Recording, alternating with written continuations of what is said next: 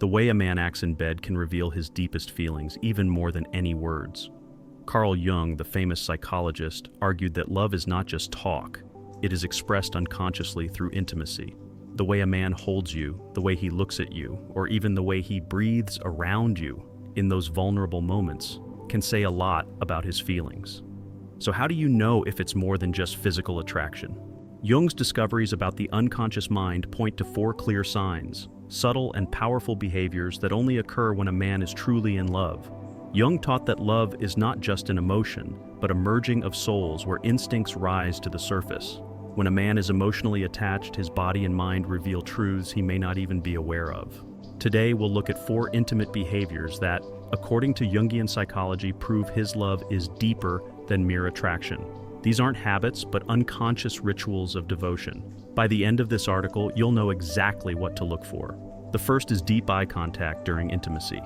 There's something almost mystical about the way a man looks at you during intimate moments. It is not just physical attraction, but an emotional connection. Carl Jung called the eyes the windows to the soul, and for good reason. In his exploration of the unconscious, Jung recognized that the gaze is one of the few involuntary paths to our true selves. Unlike words, which can be carefully chosen or hidden, the eyes reveal truths that the mind is not yet ready to comprehend. When a man holds your gaze in these moments, it is much more than just an act of passion. He is not only looking, but allowing you to see into his inner world. This kind of sustained eye contact is rare because it requires a high level of emotional presence. Many men following social norms separate sex from emotion, but when a man is truly in love, this separation disappears.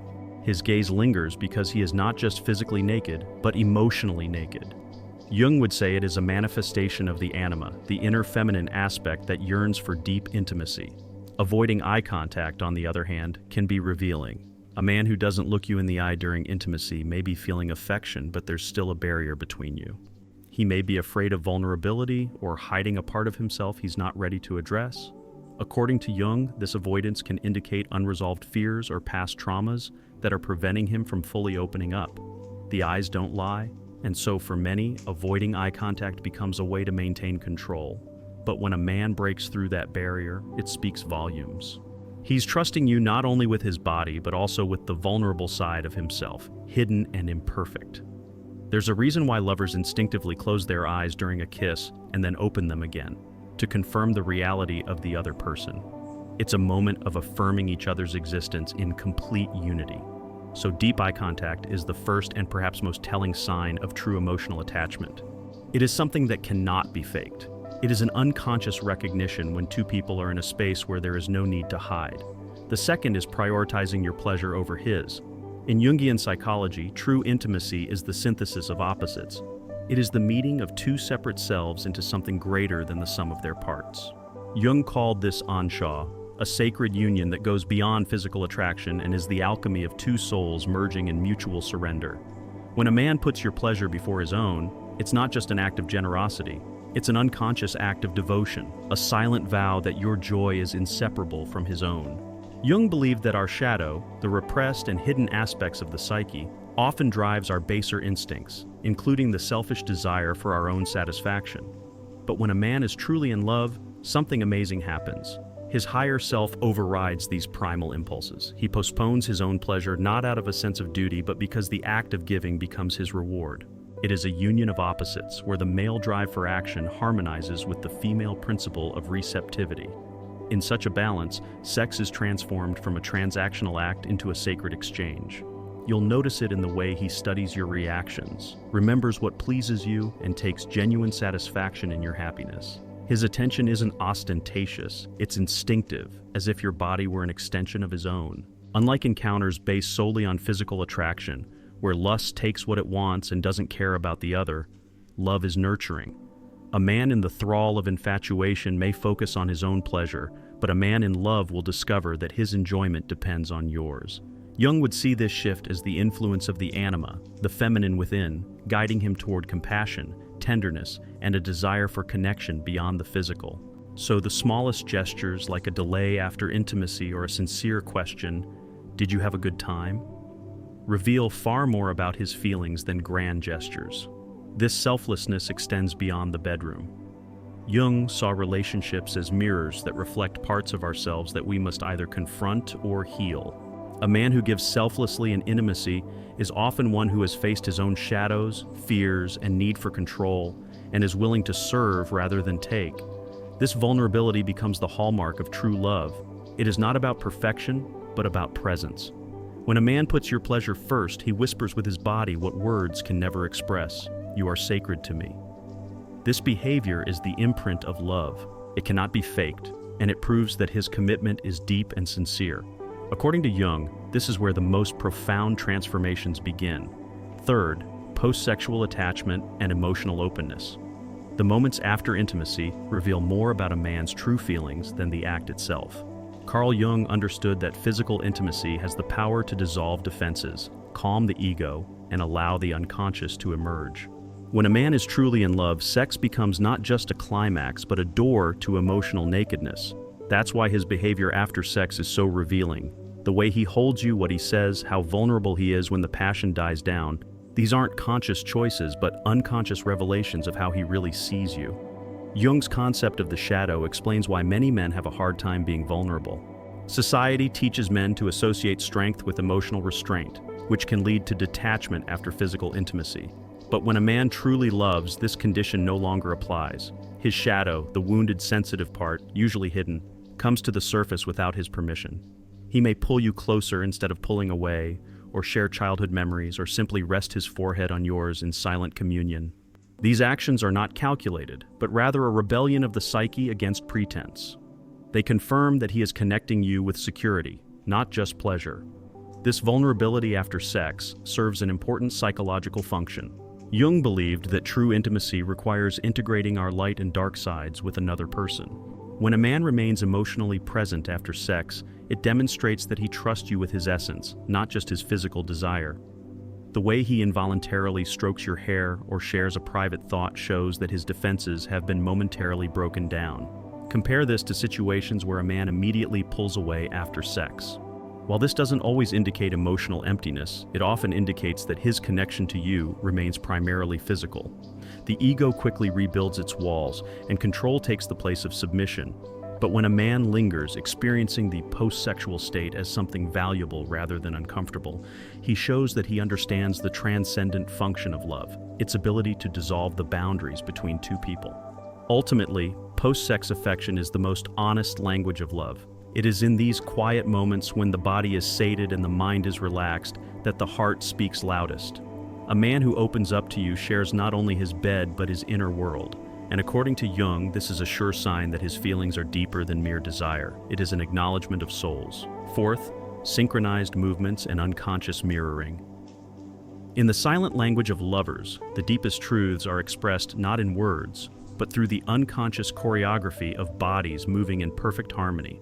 Carl Jung's concept of the collective unconscious, a deep storehouse of primordial memory shared by all humanity, helps explain why two lovers often spontaneously synchronize. When his breathing slows to match yours, when your hands intertwine effortlessly, when a simple touch conveys more than entire paragraphs of words, this is not coincidence but biological poetry. It is evidence that your connection has moved beyond conscious intent into the realm of instinct, where the ancient wisdom of the body transcends the calculated movements of the mind. Jung believed that this phenomenon was linked to what he called mystical participation, a state of emotional oneness in which the boundaries between personalities temporarily dissolve. In everyday life, we tend to carefully control our physical shells, but love breaks down these barriers. When a man surrenders emotionally, his nervous system begins to resonate with yours, a phenomenon now known as limbic synchrony. His heartbeat may subtly match yours, and his gestures may mirror yours, like an echo transmitted across an invisible bridge between souls. It's not imitation, but communication. The body's way of saying what the conscious mind is still too wary to admit. We are no longer separate. The significance of this synchronicity is especially evident in moments of deep silence. Notice how, as you lie together in intimate silence, you may simultaneously shift positions or sigh in unison. These micro-moments reveal that your connection operates on a level far deeper than social interaction. It is a biological dance, encoded in our DNA. Jung argued that it is a real-time manifestation of the divine couple archetype, an ancient symbol of wholeness found in myths across cultures. Your bodies are literally remembering what your minds may have forgotten. Love in its highest form is a return to oneness. Compare this to the awkward, self-conscious movements of casual encounters, where each participant is acutely aware of their separateness. Without emotional involvement, the body remains on the defensive. Movements become calculated, and there is little real synchronicity. But when there is love, there is no need for such vigilance.